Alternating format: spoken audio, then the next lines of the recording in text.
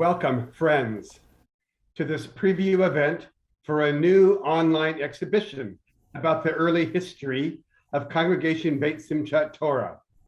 I am Mark Bowman, Executive Director of the LGBTQ Religious Archives Network, the co-host of tonight's program.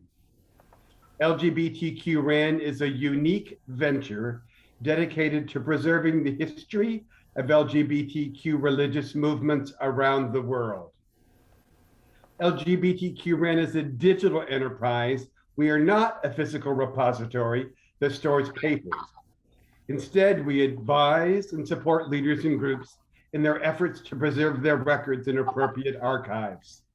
Secondly, we collect and provide a treasure of historical information on our website about LGBTQ plus persons and groups from a wide array of religious expressions around the world. And finally, we encourage research and scholarship in LGBTQ religious history. One of the innovative ventures you can find on our website is a series of online exhibitions on a variety of topics in queer religious history. These exhibits are digital versions of what you would find in a museum. Display cases with artifacts that you can view along with the narrative descriptions. CBST was actually the subject of the second online exhibit LGBTQ RAN developed starting back in 2005. A part of the exhibit was created. However, the archivist curator was not able to complete the work.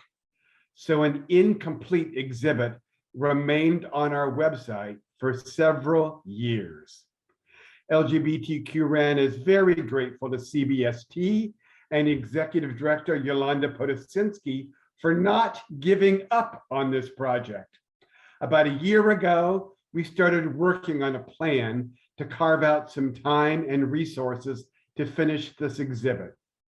So we're pleased now to be able to present you this truly collaborative endeavor.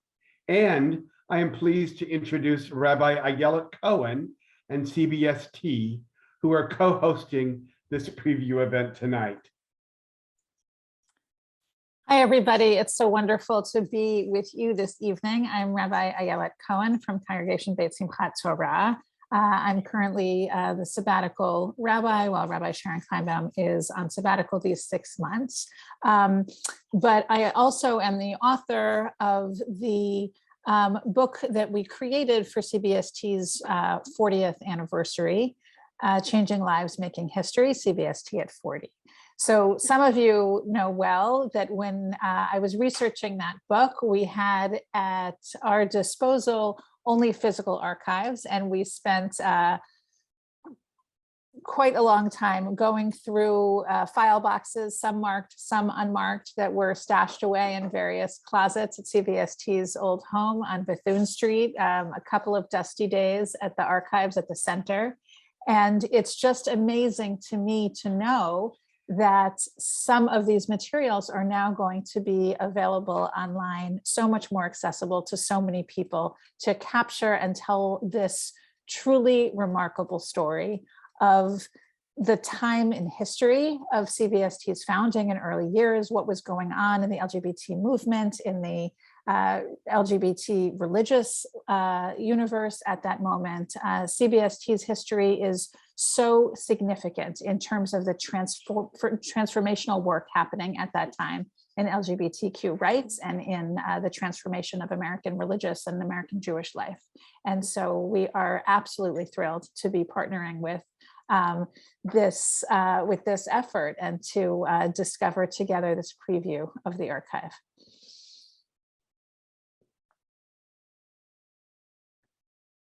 We are pleased tonight to be able to give you the first look at this fascinating new exhibit. The link to the CBST exhibit on our website has been given to you in the chat box, and you're welcome to explore it on your own as we make this presentation. This exhibit includes a wide array of artifacts that are interwoven to tell the story of the first 20 years of CBST, the world's largest LGBTQ synagogue.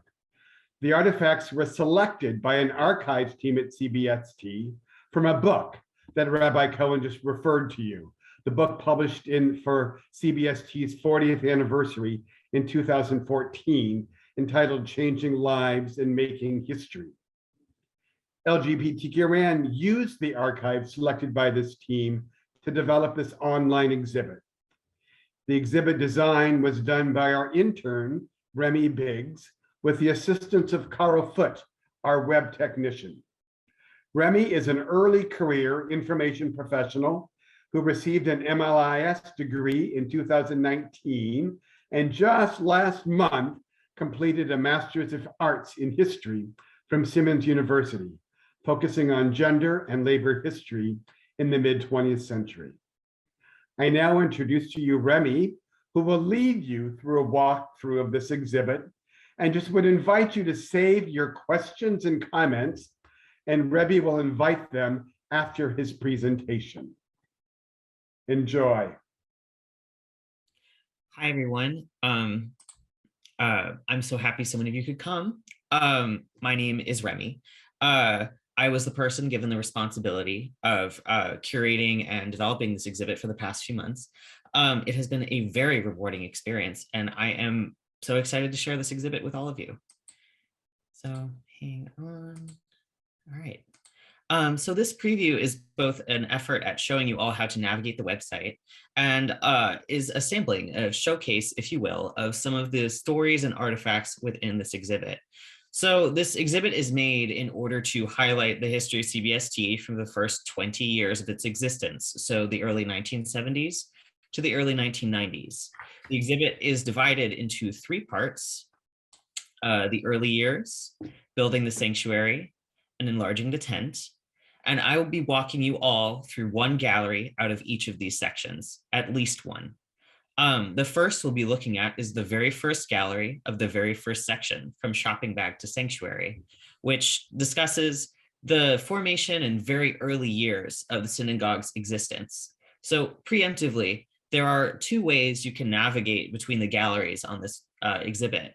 So we have these accordion menus up at the top that have the individual galleries listed out this way. But then also, when you go down to the bottom, you have a table of contents at the bottom that allows you to click on the individual galleries that way as well. So without further ado, let's click on shopping bag to sanctuary.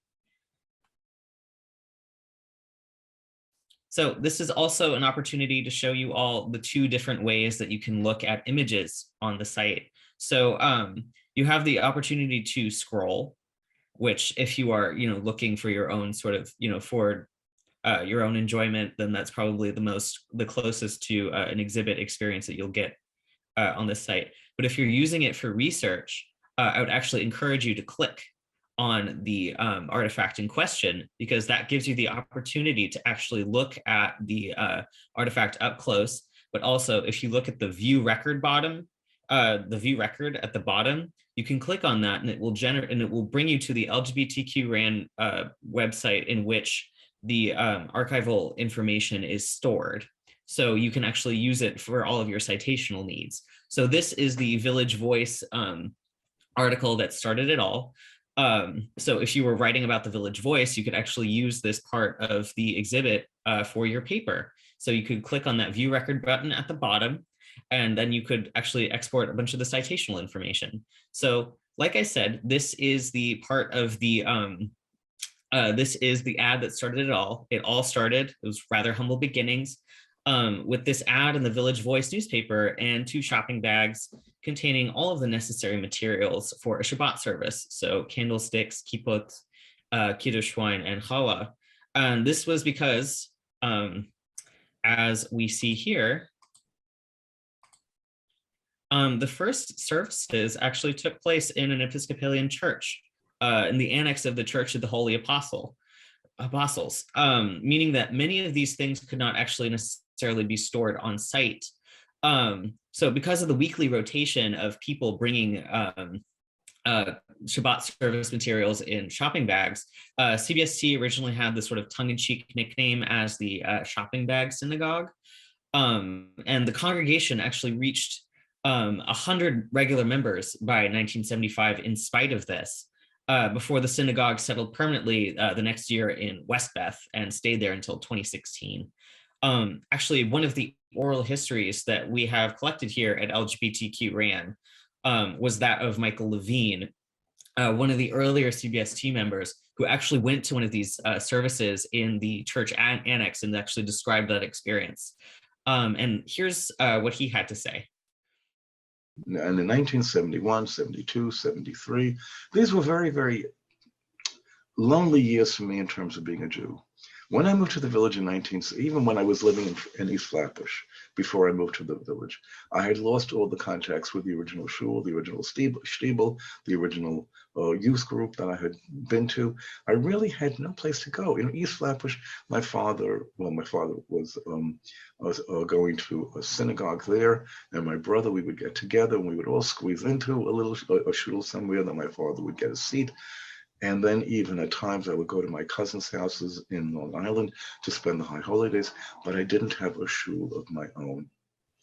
And that carried me through 60s, even East Flatbush and then into Manhattan, and then 67, 68, 69, 70, all the time. And as I'm coming out now, I'm kind of leaving my Judaism behind because I have no place to go. I tried all of the synagogues in Greenwich Village, the Village Temple, the Brotherhood Synagogue. I'm forgetting some of the names. There were around 4 or 5 in the neighborhood here. And there's an Orthodox synagogue on 13th Street. I tried all the ones here within walking distance of my neighborhood, and I never felt comfortable. The second I would walk in, you would go to the Oneg Shabbat program after the Friday night service, and I sat there alone. And then someone would come up to me and say, are you new here? I'd say, yes. Are you single? I'd say, yes. They say, oh, do I have a girl for you? And that was the end of it. Right. I said, okay. I said, well, thank you very much, but not at the present time. And I never went back. Yeah. And this is now an extremely important turning point. In 1974, it was just before Rosh Hashanah. And I'm standing in Marie's Crisis gay bar on Grove Street in Greenwich Village with some friends I met there. One of them was Jewish. And he says to me, Michael, did you know that there was a gay synagogue? And I said, what? Why have they been keeping it under wraps? He said, well, they've been in existence for 1 whole year. They held a High Holy Day service last year in Brooklyn, and they're holding a High Holy Day service this year in Manhattan. Would you be interested in going? And he said to me, I can't go. I'll be with my family, but why don't you go?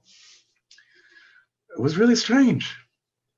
So I didn't go on Rosh Hashanah though, because I went with friends from my building to the Village Temple, which had rented space at New York University, the old Loeb Student Center, which has now been demolished, for an extremely large and ugly building.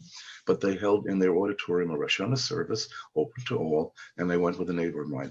But when it came to Yom Kippur, I said, I'm not going out to my family in Long Island. I'm going to try this gay synagogue. It was located in the Church of the Beloved Disciple, which was a gay church, way back in 1974, and on 14th Street, just between, I think it was 9th and 10th Avenues in Greenwich Village here on the south side of 14th Street. I can still picture it today, and it's so many years ago. And the service was held on the 2nd floor. So you had, because it was an old loft building, you had to walk up a flight of steps. As I walked through the door and I kept saying, oh my God, am I in the right place? I felt as nervous as I did when I went to the stone wall for the first time. But there was no one else there walking in. I had to walk in on my own.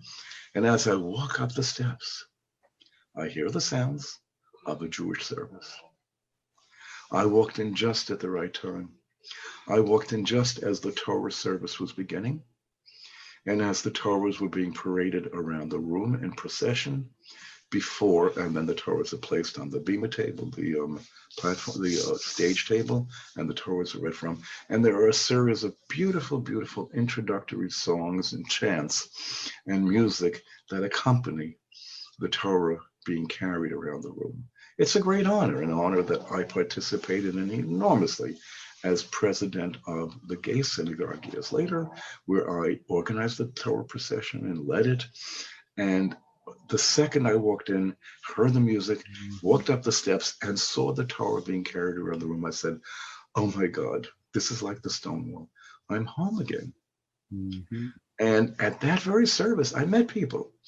Because now this is Yom Kippur morning, and it's the Yiska service is after the Torah service, the memorial service. And then I met people leaving for the break, and they said, why don't you make sure to come back at night? We have a break fast after the evening service because Moving on, we actually we have the second part of the exhibit here, which principally discusses the ways that CBST expanded after its original founding and the acquisition of CBST's first Torah. So here we actually see the kind of DIY nature of some of the original materials used for worship. So for instance, in this info block here, we see how the original Siddur from CBST was photocopied handouts in a report folder and was affectionately referred to as a shmata, which so, sort of reference the kind of DIY nature of some of the printing and binding, of course, but it also, was revolutionary in that modifications were made in translating some of the materials to be particularly meaningful for a LGBT plus congregation. And CBST's history is very much one of sort of crowdsourcing and finding strength in its congregants and sort of, making do with what you have. And these sorts of stories are plentiful throughout CBST's history, I've found. It's also worth noting how it's kind of a two-way street, right? And how the history, so it's both the temple relying on its congregants, but also the congregants relying on the temple, right? So for instance, this room of the exhibit actually focuses on the holidays and the celebration of holidays at CBST. And CBST at around this point was actually growing. So its congregation that was in regular attendance was actually had doubled by 1982, so within a decade of its founding. And at that point, upward of about 500 people were expected to attend CBST's High Holy Days services.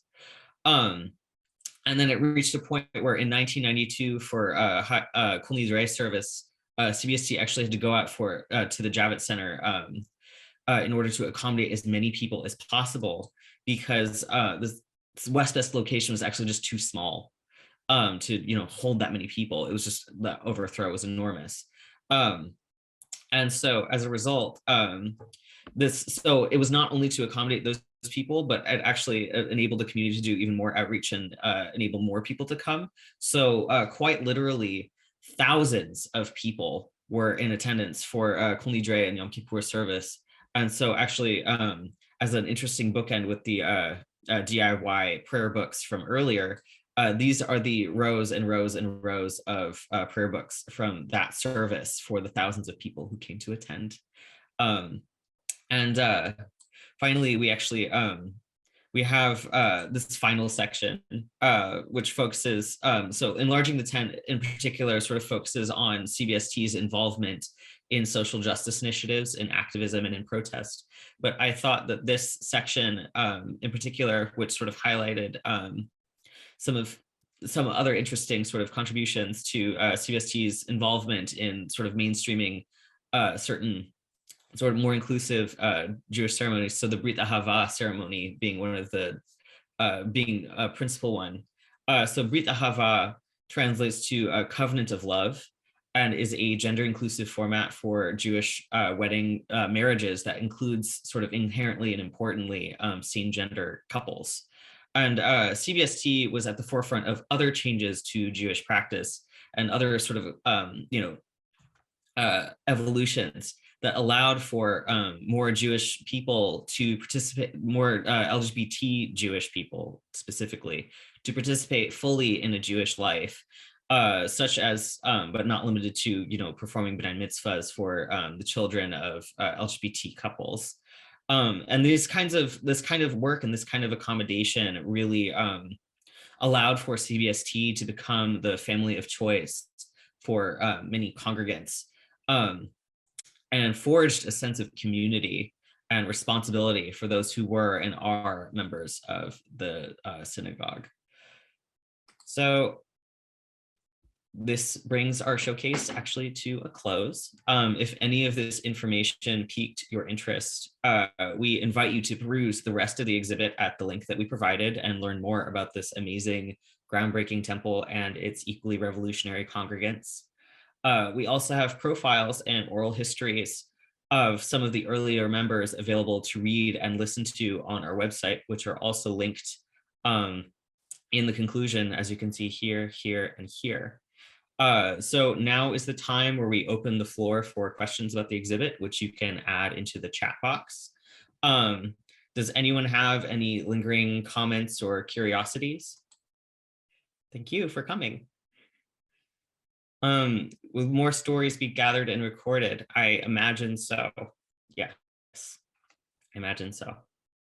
Michael Levine was not able to attend. He was going to come to this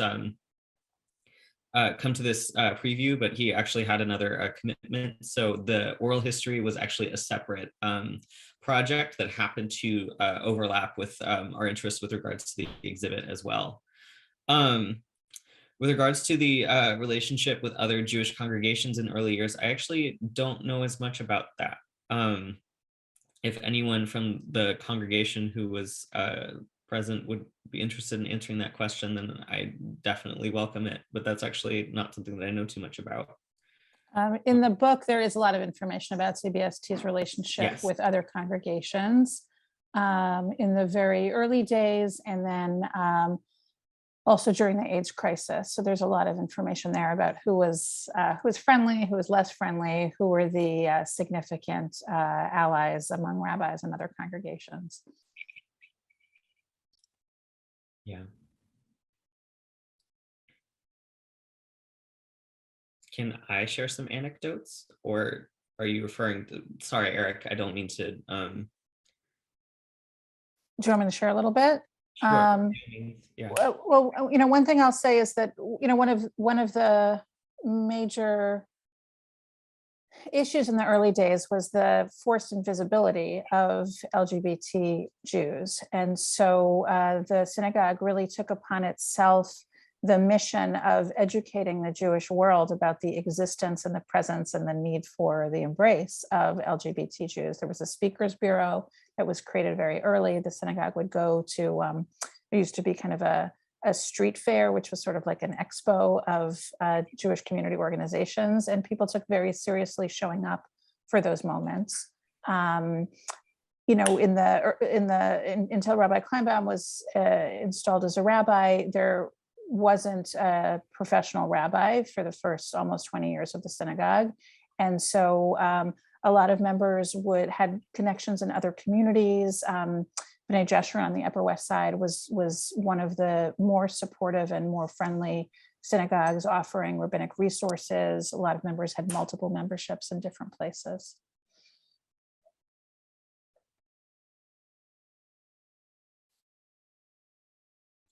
From Maggie Eli Raymer, this was great. Thank you all. I started going to CBST in 1974, wondering about the use of LGBT back in the 70s when we did not use it. Well, I mean, are you asking that question in the context of us using the term LGBT within the exhibit itself? Or are you referring to sort of, I'm sorry, I don't mean to, mean to quibble, but, when it comes to that sort of choice, I think it's just generally using the most inclusive language as possible, even if it might be somewhat anachronistic, is kind of important in these sorts of contexts, to me, at least.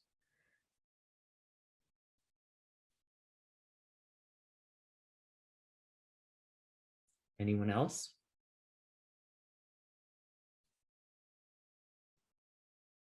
Great. Well, thank you all for coming, and thank you for your patronage. Before we close, we're going to hear a few words from Yolanda, just about other things that's happening at CBST regarding their history. Thank you, Mark, for pulling this together. And I was very moved by just the little bit that we saw this evening, and I really look forward, to publicizing this exhibit and also engaging the congregation and the community at large at thinking back and also planning, for the future. I became a member in 1987. I was the president of CBST from 96 to 2001, and I have the great honor of being the executive director. I began in 2013. So we are very much looking forward to the 2023 celebration of CBST's 50th anniversary. And what we're planning to do is to launch a discussion with the CBST community in February and share ideas about how to mark this milestone. We want to share this newly designed site and as an entree into our conversations about the past, and of course, give ourselves the opportunity to highlight what accomplishments and progress we're celebrating.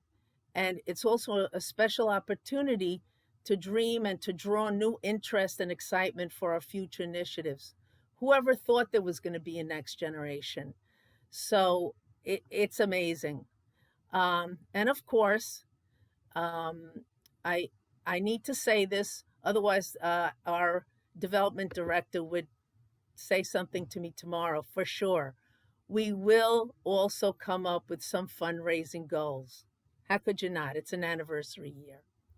So there are many, many great ideas that are floating around, from a big block party to recounting a historic moment at every Shabbat service, a concert, a historic video, highlighting members and stories over the decades, including, of course, the hopes and dreams of our blossoming next generation, and highlighting the staff and all our allies, our community allies that have helped us arrive at this moment in time. So the list goes on and on and on. I think we have like 68 items on it. And that was just a brainstorming session that the board had last month. So I think you get the picture. I do want to say that my personal hope is that the CBST community declares at its 50th anniversary that we will formally create the necessary processes to obtain the tools and the talented people to make sure we maintain our archives, so that when CBST reaches its 100th anniversary, that that the wonderful community of people that will be alive then will have much to look back on and be grateful for. So thank you for joining us tonight. Mark, Remy, Asati, and Doris, who's one of your archivists, and I had the pleasure of meeting the other day. And I look forward to working, in the future with you. And my deep gratitude also goes to Rabbi Cohen for her incredible wisdom in putting our history together in a book, and for many, many other things that she is so good at. And for my partners on the archive advisory team, Mike Levine and Barbara Dolgen, Sarah Sloan, and in parentheses, of course, Hannah Gaffney, who's Barbara's wife, who always works behind the scenes and has been doing like the heavy lifting of boxes and actually annotating what's in them. Antar Govnik goes without saying, and Chaz Macrina, my assistant, who made this project a labor of love. This is just the beginning. Thank you, everyone, and we hope to see you soon. And come visit us at cbst.org. Thank you so much, Yolanda. And thank all of you for participating in this preview event for this new online exhibit. And a very, very special thank you to all the CBST members and leaders for their groundbreaking work over the years and for their collaboration in ensuring that this valuable history is recorded and freely available for review and study. Within a few days, you'll receive an email with a link to a recording of tonight's preview event that you can share with friends and colleagues. If you are interested in more opportunities to explore the history of queer religious movements, remember to check out the LGBTQRAN website and particularly our events page. There you will find announcements of future webinars as well as recordings of past presentations. Our next online program on Thursday evening, February 17th, will be a conversation with the winner of the 2021-22 LGBTQ Religious History Award, Katie Hemphill, a historian at the University of Arizona's Institute for LGBT Studies. Jillian Frank will interview Hemphill about her research on Christian anti-vice movements in Baltimore in the early 20th century and the case of a reformer minister who was caught in a sexual liaison with a young man at the YMCA and then used as fodder to discredit the anti-vice campaigns. Wow. LGBTQRAN is planning special webinars and presentations on our history about every month or so, so watch our website for more upcoming programs. In closing, I remind you that LGBTQRAN is the first and foremost source of information on queer religious history. We are a very small operation that is funded through the generosity of friends like you. So if you share our commitment to ensure that future generations can hear our voices and stories, please help make this happen with your gift. Thank you once again for joining us tonight and wishing you all a good night.